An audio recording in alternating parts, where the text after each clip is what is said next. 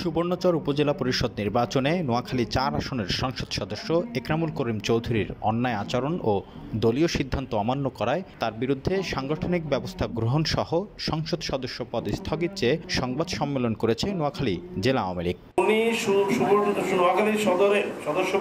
মঙ্গলবার সকালে Noakhali press club অডিটোরিয়ামে জেলা আওয়ামী লীগের আয়োজনে সংবাদ সম্মেলনে স্থানীয় সংসদের বিরুদ্ধে অভিযোগ করে বলেন, সুবর্ণচর উপজেলা পরিষদ নির্বাচনকে সামনে রেখে স্থানীয় সংসদ সদস্য একরামুল করিম চৌধুরী তার ছেলেকে অন্য উপজেলা থেকে এনে সুবর্ণচর উপজেলায় আওয়ামী লীগের সভাপতির বিরুদ্ধে প্রার্থী করিয়ে দলের ভাবমূর্তি ক্ষুণ্ণ করেছেন। একই সাথে প্রভাব খাটিয়ে প্রশাসন ও সন্ত্রাসীদের ব্যবহার করে অরাজনৈতিক বক্তব্য দিয়ে উদ্যতপূর্ণ আচরণের মাধ্যমে ভোট না দিলে উন্নয়ন না করার যে নির্দেশনা দিয়েছেন, আমরা জেলা আওয়ামী লীগ তার এমন বক্তব্যের তীব্র নিন্দা প্রতিবাদ জানাচ্ছি। অবিলম্বে তার সংসদ সদস্য পদ স্থগিত ও দলের সভাপতির কাছে তার বহিষ্কারের দাবি জানাচ্ছি। সংবাদ সম্মেলনের মূল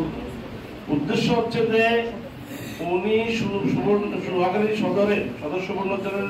মাননীয় সংসদ সদস্য একরামুল করিম চৌধুরী আমাদের নেত্রী মাননীয় প্রধানমন্ত্রী জননেত্রী শেখ হাসিনার নির্দেশ অমান্য করে